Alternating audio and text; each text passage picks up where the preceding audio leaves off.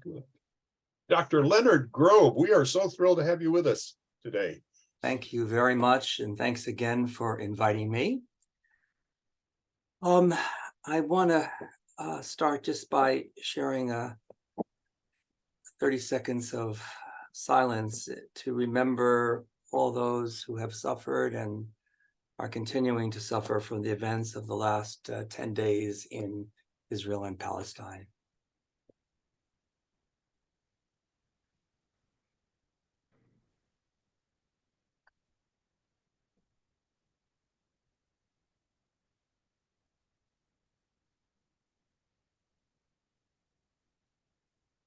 Thank you.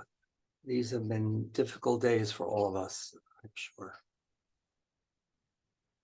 So I want to begin by emphasizing two things with respect to the massacre of Israelis, largely civilians, just a week ago Saturday. First, it can't be denied that Hamas bears moral responsibility for the killing.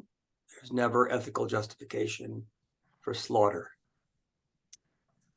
However, I was struck by Anthony Blinken's speech on the ground in Israel following the killing, claiming, as had President Biden before him, that the simplest explanation of what happened is that the perpetrators represent pure evil. This is an absolutist statement, if there ever was one. What is forgotten here, of course, is the context in which the deed was done. Oppression of Palestinians is at the heart of what has been going on now for well over a century. Palestinians, including most of those in Gaza, have been dispossessed of their land, forced into more and more crowded, desperate conditions. It's been a state of greater and greater hopelessness, added to by the fact that Palestinians were to be marginalized soon once again by what was to be a normalization of Israel and Saudi Arabia. However, the importance of context that I've been emphasizing does not absolve the perpetrators of the October 7th slaughter of moral responsibility. Oppressed peoples and Palestinians, especially Palestinians who live in Gaza, 2.2 million on a strip of land 25 miles long and about 5 miles wide on average. Palestinians, like all of us, have moral agency. Resistance is most certainly just, but there were choices to be made about the nature, the kind of that resistance. And it should be noted, by the way, that alongside the Israeli governments of the past 16 years, the US has helped thwart ethical resistance such as the BDS movement. Further, the US's merely token opposition to settlement expansion has further empowered the militancy of Hamas. With regard to the issue of moral agency, paradoxically, to try to absolve Hamas of responsibility because of the conditions under which they live is to see them as less than human, a form of dehumanization that's certainly been writ large during the October 7th event and its aftermath. About where the warring parties are now. How must Israel respond to the attack on October 7th? And how might the parties move forward to forestall repeated horrors, repeated violence? Israel is in a mode of revenge, dehumanizing Palestinians as animals, calling for the complete destruction of Hamas, not at all knowing what complete and utter destruction means. As Israel buries its dead, it is sadly, not open at this moment to hearing about how Palestinians lack basic human rights. The attack has awakened traumas of the Jewish past. Troops massed on the Gaza border, ready to invade, is the working of revenge. It is using grief as a weapon. In the densely populated strip of land, saying that Israel is working only to end Hamas's rule in Gaza does not account for the massive civilian loss of life that would occur. Nor is there any day after talk. Without a horizon of peace, without hope, how can Hamas be, quote, eradicated? How do you destroy the desire to live freely, to have good jobs, good schools for children, the ability to move about as one will? After the so-called destruction of Gaza, the children or grandchildren of Hamas would simply constitute a new Hamas, or another yet more ideologically fixed organization that would come to rear its head.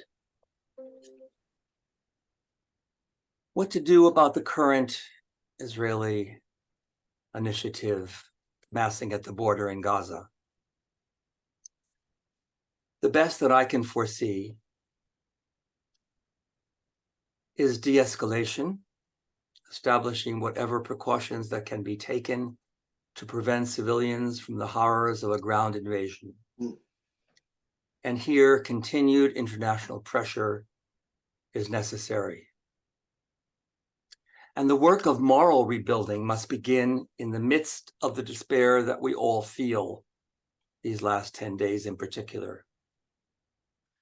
Hamas cannot win by massacring Israelis. Israel cannot win by razing Gaza to the ground. Peace in the region is an illusion until the Israeli-Palestinian conflict is resolved. And here are some thoughts on my part in this regard. First, the Israeli people must reject extremist governments. Currently the most extreme government in the history of Israel. Now is the time to do this, since the current government has been discredited. And the pro-democracy movement has breathed life into what hopefully will become a new Jewish left. In this regard, Israel needs a genuine Jewish Arab party. Only together can peace be achieved. And by a Jewish Arab party, I don't mean what in the past has occurred, where there is a party that Jewish Israelis have instituted and simply asked a few token Palestinians to join. I'm talking about a party that is grounded on the basis of equality by both Israelis and Palestinians. And the US has to become an honest broker. It has in the past supported settlement expansion. The so-called opposition to settlements has only been words, followed by no action, including no action or vetoes when the issue of settlements arise at the UN Security Council. The US has allowed the occupation to continue and expand. They have allowed 16 years since Hamas came to rule Gaza, 16 years to go by without reaching out to those among Hamas who are able to speak, willing to speak, who are more pragmatic rather than less pragmatic. They do exist. There's no one Hamas, there are many Hamases. And the Israeli government, with US support, has failed to do anything of the sort, of reaching out to try to establish dialogue, not with the hardcore necessarily, but at the beginning, around the periphery of those who are the more pragmatic members of Hamas, simply to allow the festering, to allow the 2.2 million in a small strip of land enclosed on all sides. And by the way, I blame Egypt for the third crossing, which has been closed, largely closed. To allow that to happen has inevitably led to this point. The US has allowed the occupation to expand. I should note, by the way, that some Democrats in Congress are finally moving in another direction. And among the American Jewish community, almost 40%, mainly younger Jews, see the appropriateness of calling Israel an apartheid state.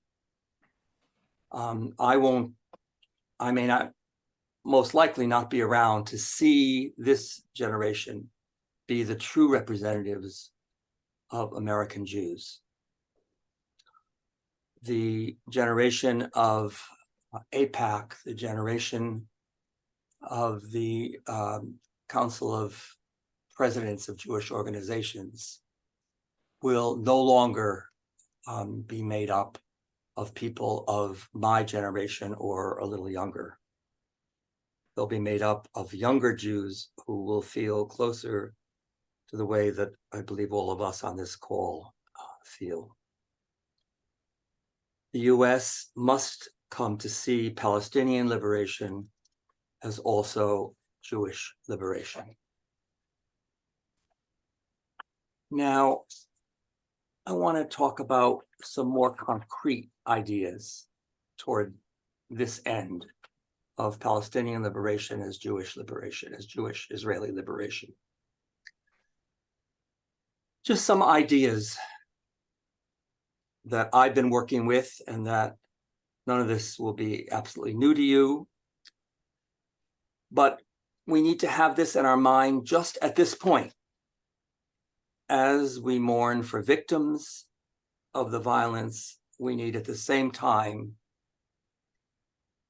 to try to come up with new ideas and to work toward their realization. So a peace summit to establish a new path to Israeli-Palestinian peace, led by a newly elected Palestinian Authority. I'm talking about a Palestinian Authority that gains the trust of its people, not the current one, which has about 17% trust of Palestinians on the ground. Hopefully, a younger generation will take the reins and revitalize the Palestinian Authority. Making an economic commitment, I'm talking about the international community, to such a revitalized Palestinian Authority that will help allow Gaza citizens to question their allegiance to Hamas. I'm not talking about economic peace. That doesn't work. This is what Bibi Netanyahu has been pressing for a couple of decades, thinking that pouring money, this is Bibi's mistake, horrible mistake, in allowing the Qataris to give tens of millions of dollars and allowing recently 24,000 Gazans to go to work, give work permits in Israel, thinking that just pouring a little money and just easing the occupation will do the job. It will not. Yes. But I am talking about empowering the Palestinian Authority and supporting it in all ways, including financially, is important to make Hamas, as currently constituted, as unpopular as possible, less attractive base for Palestinians going forward. Polls have already shown at the moment that only 30% of Gazan Palestinians support Hamas. And finally, a plan that I've been involved with more directly. I belong to two, and in the leadership of two NGOs. One is called Partners for Progressive Israel, and the other is called International Peace Consultancy. We deal only with Israel-Palestine, even though we call ourselves International Peace Consultancy. We have been working with ambassadors and deputy ambassadors at the United Nations to try to get a resolution in the General Assembly. Can't do it, of course, in the Security Council because of the threat of veto from the US. To have the General Assembly convene a peace commission. There's a precedent for this. In 1947, the British, who had the mandate for Palestine, the British announced that they were going to leave. They were being killed by both Palestinians and Israelis. Whenever Israeli Jews thought that the Arab community was getting favors from the British, they would take action against the British. And whenever the Arab community thought that the British were helping them, were helping the Jews, they would take action. So the British said, we're returning the mandate to you. You have 6 months to figure it out. And what did the UN General Assembly do? They convened a committee. We know that organizations, when faced with difficult problems, they often say, we'll form a committee. That's what the General Assembly did. And the committee was called the UN Special Committee on Palestine, UNSCOP. And at that time, they went to the region to talk with not just those in the leadership, but with people on the ground. We've been advocating for what we call UNSCOP 2. Today, it will not work on the ground, certainly not at this juncture, perhaps as time goes by, but at least the convening of an official peace commission with a mandate to come back with a peace plan, with a proposal for final resolution of all the outstanding issues. This would be a start. It would give some hope. We have had a little success in talking. My job living near New York City has been to go to the UN. I've made over 400 visits to ambassadors and their deputies. And I have found increasing openness to this idea. So we are hoping. Just in conclusion, I want to affirm that Israel and their allies must see that Israel's only true security lies in a just resolution of the conflict with the Palestinians, a resolution leading to peace on the ground. My hopes and prayers is that there will be movement toward this, even at this saddest of times. So these are just some introductory remarks. I'll be eager to hear what all of you have to say.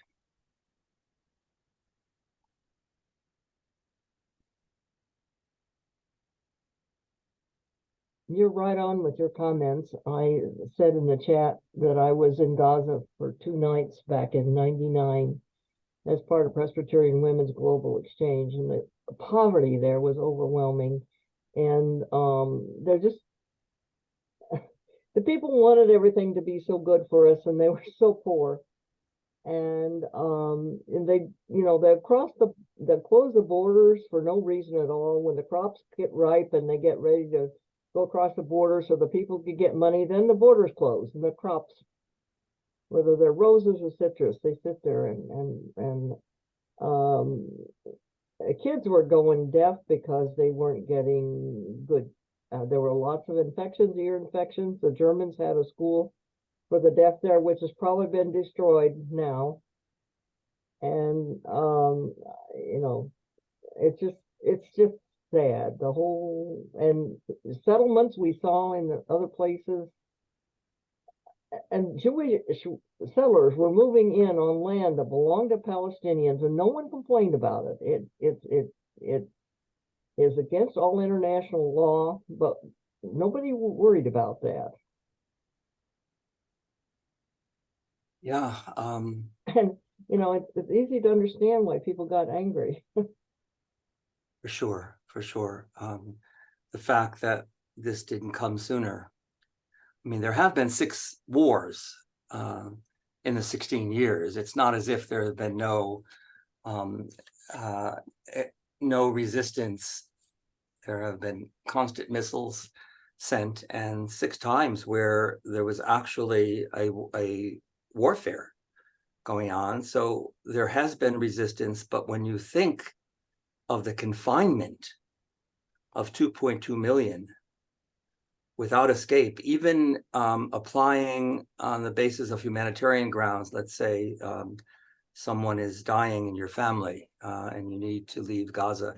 Right. The bureaucracy on the Israeli side is such that they probably will have died before you have permission to leave the strip. And the same is true for medical conditions under which passes are given. Yeah, it's utter cruelty. It is utter, utter cruelty. Instead of using these 16 years, as I mentioned, as an opportunity to open up dialogue with those in Hamas who are open, and there are many who are open. We saw during the struggle to free one Israeli prisoner 11 years ago, Gilad Shalit was his name.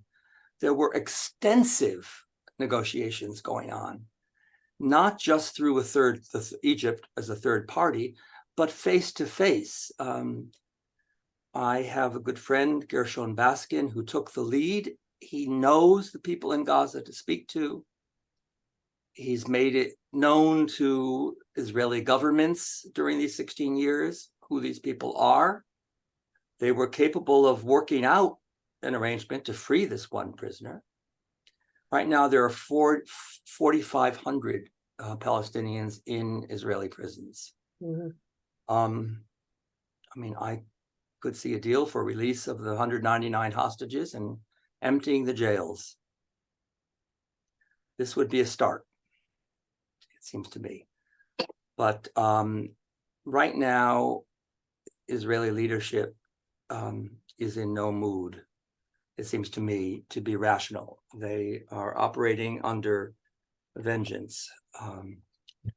And it is very hard. Even the centrists in Israel are not speaking out in terms that I think all of us would want them to hear. Other thoughts? Have I spoken in terms that feel that are consonant with your own views? Where are there some questions or disparities, or just simply questions? Rick, you have your hand raised. Dr. Yeah. Grob. Go ahead, Sam. Go ahead. I defer to the person who has bad internet in Mexico. Oh, yeah. Anyway, Dr. Grob, what do you think it will take for the U.S. to start to support a work toward a real peace that you have spoken of? I mentioned there's already a bit of a start with, there are some 50-odd Democrats in the House and a few in the Senate. Not a large number, but at least we can point to some cracks in the wall that has stood for so long. How do I explain the U.S.'s position? You know, people have talked about the number of Jewish contributors.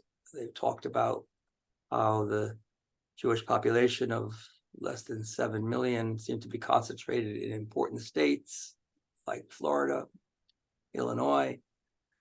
there's something else going on, whether it has to do with the fact that this piece of land between the Mediterranean and the Jordan River is emotionally so dear. You would think that this would bring people together, and unfortunately, I think the opposite has happened. I think the fact that many Israelis are lighter skinned, although the majority now of Israeli Jews there's a small majority of Jews from Arab-speaking countries who tend to be darker.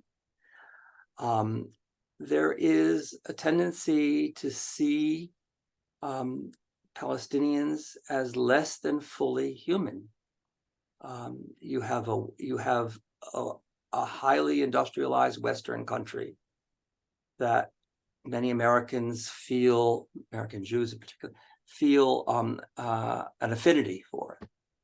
They have a harder time with the Palestinian community. They've never met a Palestinian. It is very hard to talk politics of Israel-Palestine with someone who has not met a Palestinian. And I think most American Jews, vast majority, even when they go to Israel, even groups of Congress people, senators they go to the American Colony, which is a beautiful hotel and outdoor cafe, and they sip cappuccino, and they said, "I've been to Palestine." So there is just lack of familiarity.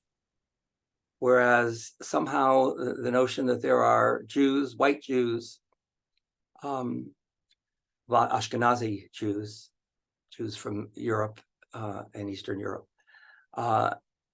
I'm just throwing these out. I'm not a sociologist, and I maybe you can offer some more reasons why the American Jewish community has stood where it is. What I will say is that I see my grandchildren, and I see where they stand, if they have any, and they do have interest largely because of me, in Israel-Palestine, and I see where they stand. They stand for democratic ideals. And they're not alone. The younger generation is very different from those, the trauma of 1900 years of anti-Semitism, culminating in the murder of 1 out of 3 Jews alive during the Holocaust, just 80 years ago. That trauma, it's there in the subconscious, but much less so in younger generations. I see it in the generation of my children, and I certainly see it in the generation of my grandchildren. So I am hopeful that this will change, just as so many of that generation are critical of what is happening with the threats to democracy in the United States. So they see in bold relief what is happening in the Middle East. So that's, Sam, that's my only, it's distant, unfortunately. It's not going to solve the problem of these 2.2 million Gazans who have been fenced in for much, much too long. But I do see hope in that regard. And, President Biden is of the old school, unfortunately. I'm grateful for the good things that he has done, and certainly the alternative is unthinkable, but he is of the old school with regard to Israel. He has not acted as he should. Words come out saying to leave open the option of 2 states, but he could come down much harder for the $3.8 billion a year of armaments that go to Israel, and the support in the Security Council which, except for one time at the very end of Obama's presidency, has led to either a veto or an abstention. So it's not just the money, it's also the international protection that the US affords. And I'm afraid that President Biden is not going to do the job himself. I think he is going tomorrow to the region because he's afraid of the ramifications for a wider conflict. And there is that possibility, which should make all of us tremble. He's not going for the 2.2 million Gazans. He's going because of the fears of Iran intervening through Hezbollah in the north. And yeah, he is not going to be our savior. And he is the Democratic candidate for years to come.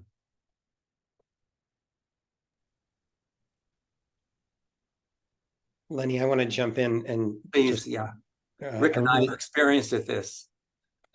well, I mean, Many a year. you have been guiding me personally in such important ways, and I just find your thoughtful, reasoned reflection so healing in this moment when it's been really hard to figure out what wisdom looks like. So I'm really grateful to you for the time this afternoon. And my specific question won't surprise you because you and I have had this conversation numerous times over the years. You know, the reality is that most of us on this call have been shaped and formed by a church that was largely or a theology that was largely created in response to the Holocaust, in which I think the church has done its level best to try and take real responsibility for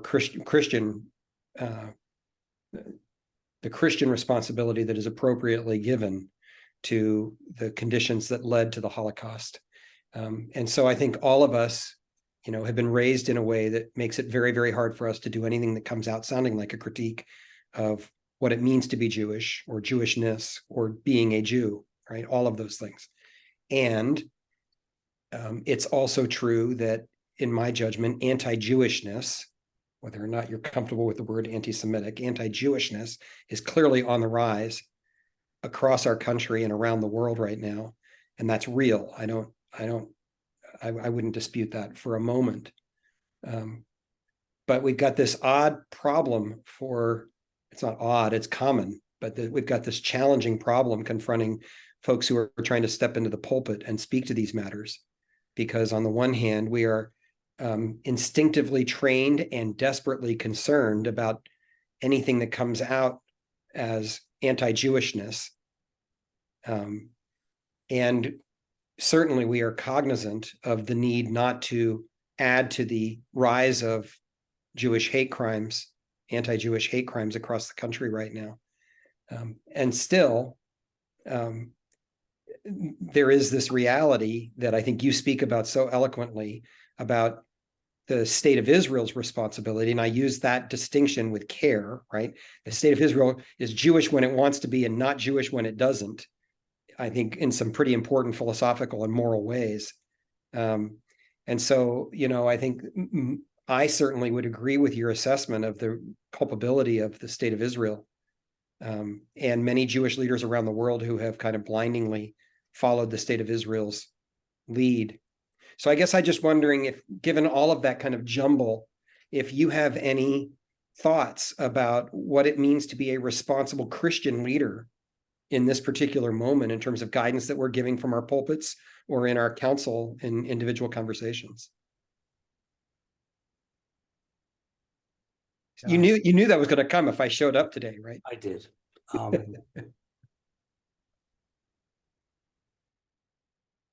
You know, Christianity, for all of its measure of culpability in anti-Jewish thought and action in the past, Christianity has so much to offer.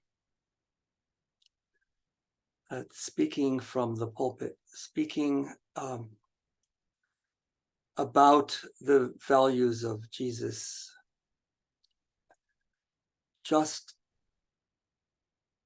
seems to me to itself be a healing endeavor. And the more you can separate those words from the past failures on the part of the church to respect the humanity of their Jewish neighbors, I think it's possible. I'm not in your shoes, and I think it's a real challenge. I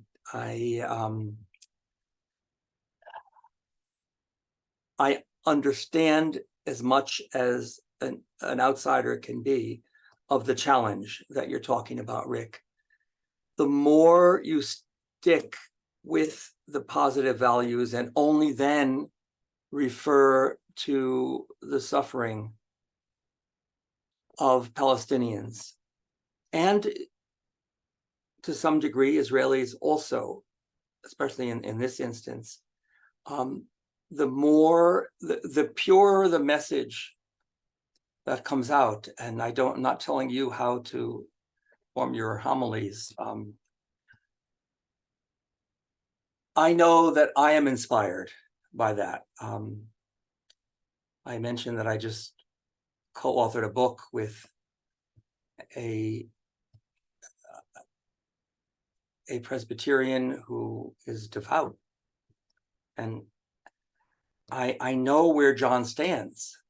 And I see it. We had dialogue in the book.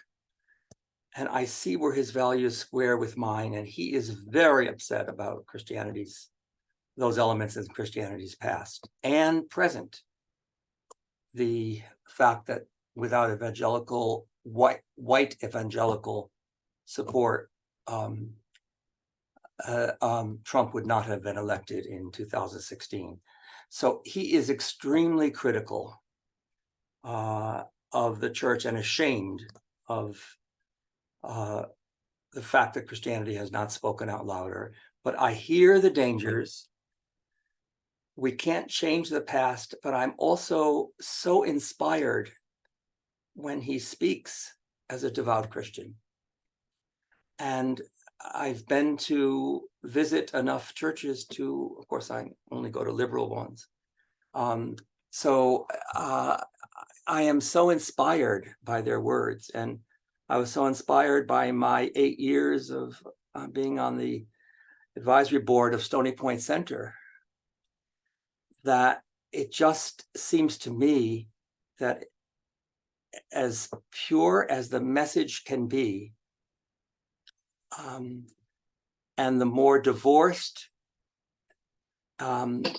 it can be from any sense of I care about Palestinians and not about Israelis. I mean, there are no innocents here. Unfortunately, the Palestinians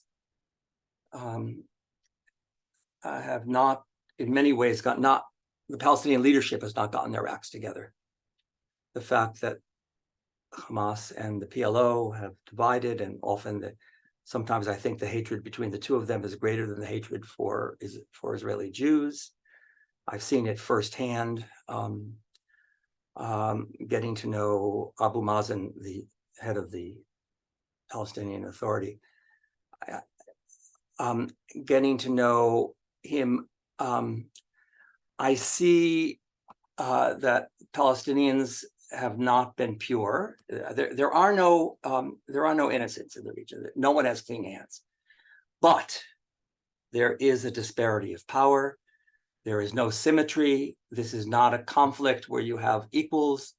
And it seems to me the Christian message about the downtrodden, it's the same as the Jewish message of the poor one, the widow, the orphan, the stranger. Christianity has the same message. And the more we can tie those two together and not be seen as advocates with blinders, advocates of Palestinians, and admit actually to some of Palestine's failures. It's hard for me even to utter those words, but I know that they have failed in certain respects. They could do more, and they can heal their own rifts. Unfortunately, the dispossessed and the oppressed, this is not unique to Palestine. When you can't deal with the oppressor, you turn it inwardly. So this is not unique. Again, it doesn't absolve them of moral agents, of the need for moral agency. Hamas and the PLO can get together so that there's one Palestine. Netanyahu has done his best to separate the two. And in fact, if he has supported one of them, it's been Hamas. He feels he can buy Hamas off by lessening the horrors of the occupation, allowing the Qatari money to go through, letting more Palestinian workers come and work in Israel. He does not come down. He comes down hard on the PLO because the PLO is in the West Bank, and if he makes nice to the PLO, it means that he'll have to give up the settlement enterprise. And Israel is, there are only, in quotes, 500,000 out of 7 million Jews in Israel. But those 500,000 wield a disproportionate amount of weight. They've learned, like the Republican Party in many respects, they've learned how to insinuate themselves at the base level of society's structures and infiltrate the army, so that settlers in many respects run Israel. And this is why in many respects there weren't more troops on the Gaza border on the 7th of October. They were on the West Bank protecting the settlers. And particularly in the Palestinian-Israeli village of Huwara, where there was a pogrom just a couple months ago, the settlers announced that on Simchat Torah, the holy day of finishing reading the Torah and beginning again, it's the second most joyous Jewish holiday. On that day, the settlers said they were going to hold a prayer service in Huwara. They needed special protection. So yet more soldiers were taken from the Gaza area, the Gaza border, to, this wasn't even the West Bank, this is within Israel, to protect the there were hundreds of Israeli army forces protecting these settlers who were holding the prayer service in Huwara. So I don't know if I've answered your question, Rick. I just admire so much of what Christianity has to teach us Jews, that maybe it's naive of me to think that when you get up on the pulpit and deliver a sermon, that somehow people are going to listen. You people are in the pews yourselves, so, or in leadership positions in the churches, so you would know more than I about the dangers of what Rick is talking about. I wanted to thank you for coming and sharing all of this with us today. One of my biggest frustrations too is how do we get people to understand the narrative on both sides? When I moved to seminary over 14 years ago in Pennsylvania, I got very involved with the Middle East Peace and Justice Coalition, and I'm still very much involved with the people in that organization, and I hear stories about the oppression in Palestine on a constant basis. And yet when I talk to people about this situation, oftentimes the narrative is very one-sided, and they don't even believe that the illegal settlements are a problem because they don't see that it was really Palestine's land to begin with.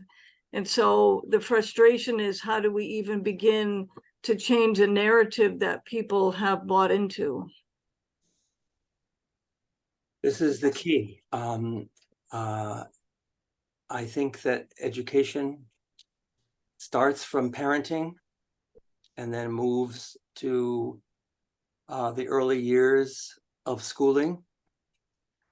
I think we kind of need to begin at the beginning to explain that there are two narratives, and that the narratives have to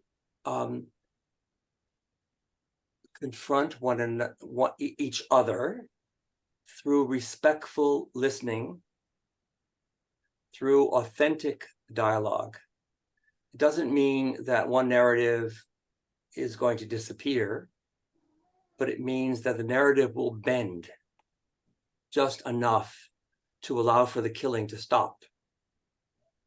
But most people are not even aware that there is a counter narrative to the typical Jewish American narrative, which is comes from the right in Israel. I agree with you. I think that we need to school our children and even to tell, I mean, kids are hearing now about bloodshed. What are they to be told?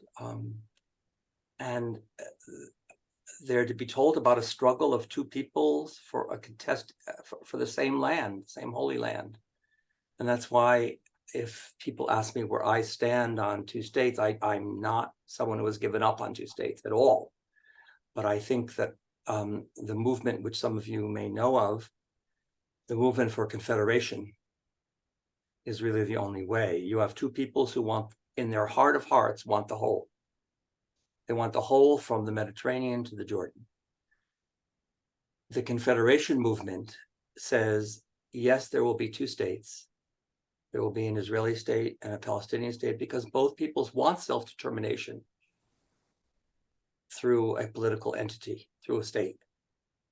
But there will be freedom of movement, so that Jews who want to visit Hebron can visit Hebron. Palestinians who want to visit anywhere in what is today Israel will be able to move and actually to live.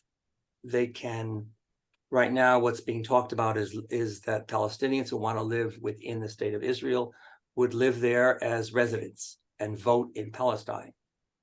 And Jews who are living in Palestine, let's say the 500,000 settlers, would remain in place, but they would be residents of Palestine.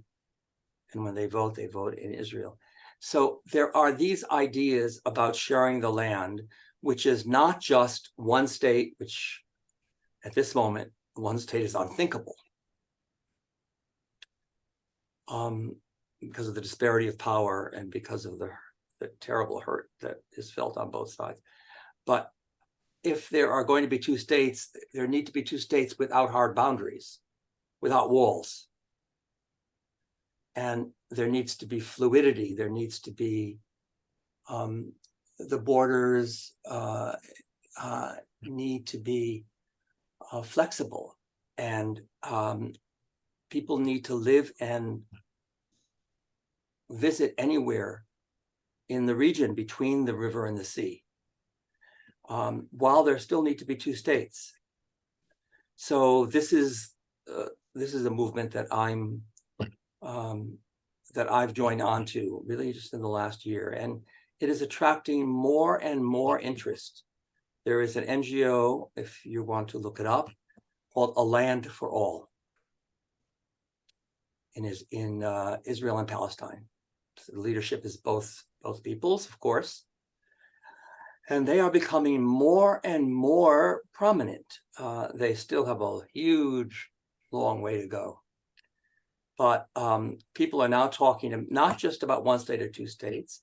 There are many two-state solutions, and one of them is confederation, which says two states, yes, but freedom to move and to live in the entire Holy Land. This is holy to both peoples. Both peoples need to see that they are able to live in the whole, even though they may have citizenship in only one part. So this is a movement that to me is very exciting. And if you don't know it, go on to there. Larry has put it on the chat. A Land for All. They're terrific people, really, really terrific. I've gotten to know them well, and they are talking about a horizon of sharing. That's what they begin with. That's their point of departure, is sharing. Not just coexistence, but a shared land. Again, with two sovereignties, because where we're at, maybe someday it'll be one state. At this moment, one state is not realistic. One state, one vote, one person, that would be wonderful. But right now, Israelis want their state, and I would even argue that given the history of anti-Semitism and the Holocaust, a state of their own is what Israelis need for the moment. Palestinians want their own. When they vote, when they're polled, only something like 30% say two states. But the reason they only 30% say it is because they believe it's totally unrealistic. They believe that they'll never get it. So why even put it down to the pollster? It's also, by the way, it is a plurality of people who are asked what other solutions are there. Two states are still the most dominant response to that question. Used to be 65% just 10 years ago. Now there's despair. And despair is a time when action is needed more than ever.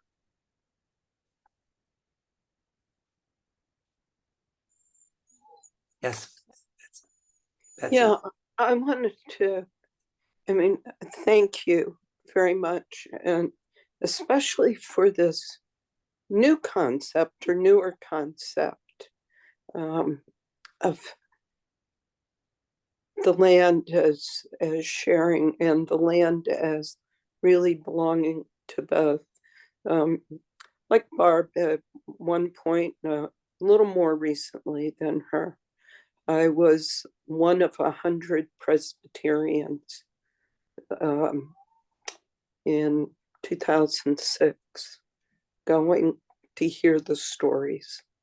One of the things that struck me in particular was that the central story for Jews was the Holocaust, no longer the Exodus, which is, as a Christian, how I grew up, that would be the essential story. And the Exodus, of course, is about freedom. So it fits with what you're saying about freedom of movement. And it's part of what makes what's going on, well, not just in Gaza, but also in the West Bank, the occupied territories. I was there at a point where the walls surrounding Bethlehem was just going up. And I think we forget as well, as Christians, that there are three religions, yeah, but the Palestinians themselves are represented in two religions, and there are countless people like Mitri Raheb who have worked over the years to try to keep hope present, because despair leads to what is happening now. And I'm grateful for your talk. I want to say also with regard to education, when I was 12 years old, when I was in 7th grade, my mother was director of Christian education in a Methodist church. And that year, Methodists had what I would consider an incredible, this was, less than 2 years after the 67 war, incredible curriculum that in one quarter, we heard the story of Dietrich Bonhoeffer. In the next quarter, we heard the story of second or third generation already living in the refugee camps, surrounded by fencing, unable to move freely. And I remember thinking to myself, and it has led me in my own journey with this ever since, how unfair, unjust that was to have been a child even at that point. And it was at the same time that I knew, the story from one of my classmates that her grandparents had been killed at Auschwitz. So it wasn't that I didn't know the larger stories, but I think the idea of education remains critically important as well, that there are different stories to tell. Oh, well said. Thank you.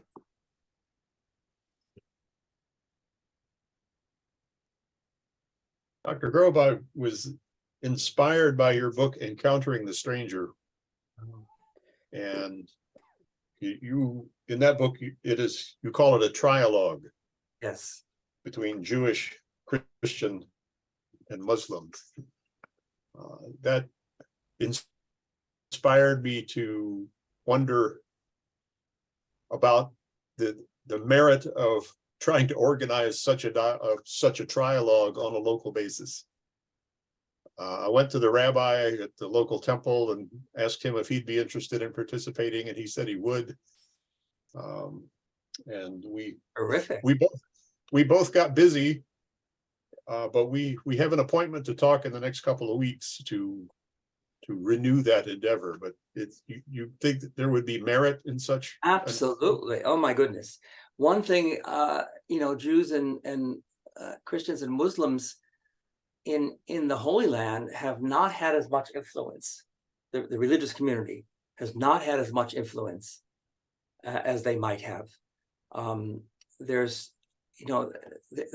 3 layers that the UN has talked about, which is the first level is politicians talking with each other in dialogue. The second level is NGO members talking to each other.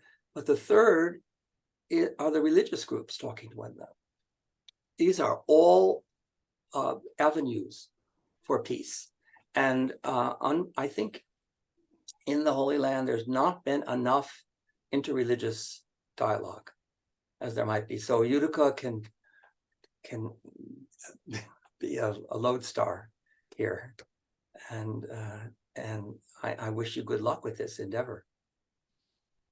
Well, thank you. I'm looking forward to renewing that conversation. Great.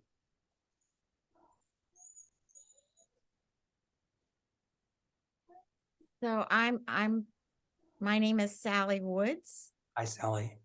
And I was formerly in the Hudson River Presbytery. Oh, wow. And I am delighted to say that we shared our building with a Jewish synagogue. And over the years, which I think was about 10, we had developed a great relationship. with the synagogue and the rabbi, and we were able to take a Judeo-Christian trip to the Holy Land, which was a wonderful opportunity. Since then, I now live in upstate New York in the Adirondacks, and I am in Nichols Church, and I'm part of the Utica Presbytery now.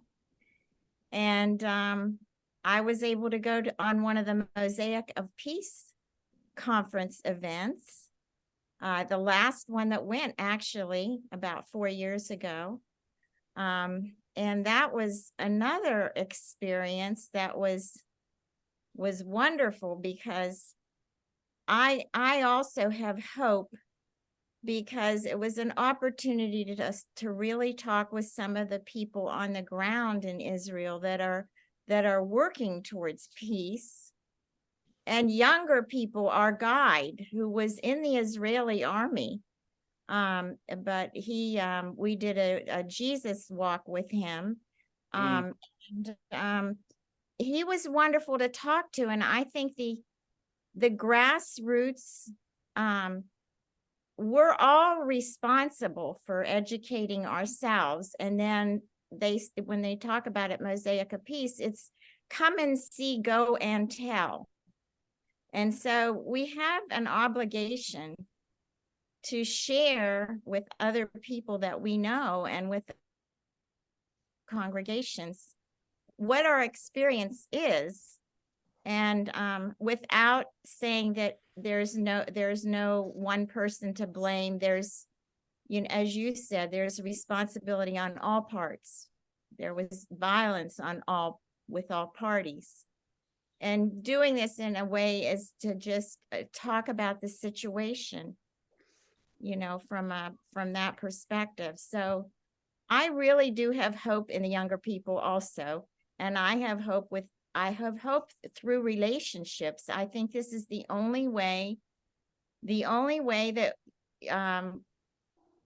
that we change this is through relationships here and and abroad, in other countries. But I feel that I do have a responsibility now to go back to my congregation and talk about this and do some kind of a presentation on exactly what I saw and what I know. So Sally, hello. Yes. Hi, Judy Barker. And I'm also from Nichols, and I want to say we had an exciting time when Reverend Bowtell was our pastor, because he realized that we're a small town. We do not have contact with people of different cultures nor beliefs. So he arranged a trip to Syracuse, where we stayed in a retreat house. We went to a service in a Jewish synagogue. We went to a service in a mosque, and we went to wasn't a service, in a Zen center. Then after that, two pastors, Lori and Sherm Skinner, did a trip to Israel. And when they came back, they had, I think it was after church on Sunday for about 3 weeks, 3 or 4 weeks, they had a program to teach us about the Palestinian and Israeli situations as it was then. So I think it's the churches have a responsibility in the education. And if Little Nichols and Old Forge can do it, anybody can. I should add that Lawrence also did the Mosaic. Yes, he trip. did. Yes, he did. One of the things when I did the trip, which was pre-Mosaic, was that in turn, it was a responsibility to go and make myself available to any congregation and to speak, and I did. I have a barking dog, but this is my position as moderator of Presbytery right now. I want to see us do that more. So, yes, I think we will see it happen, and I'm sorry for the barking dog. So That's I okay. will- Now my dog's gonna bark. These initiatives sound wonderful. So, Okay. Any other questions or comments? Dr. Grob, we thank you so much for being so generous with your time here. Very You happy. honor us by being with us today. Thank you so much, Larry, and everyone. It's really great to meet you and to hear of all the things that are happening and could happen toward peace. I'd love a URL to the recording if you've done that, Larry. I don't know. I'd love that. I'll certainly send you the link once it's done. So Thanks to all of you for listening. is there a prayer or a blessing you might want to offer for us?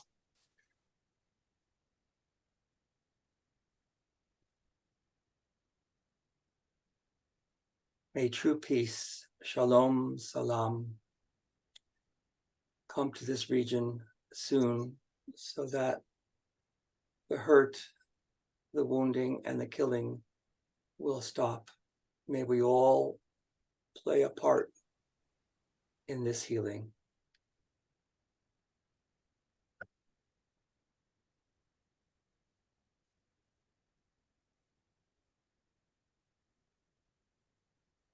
Thank you Amen. for being such good listeners and interlocutors. Well, thank you again. Bye, everybody. everyone. Thank you. Bye-bye. You're very welcome.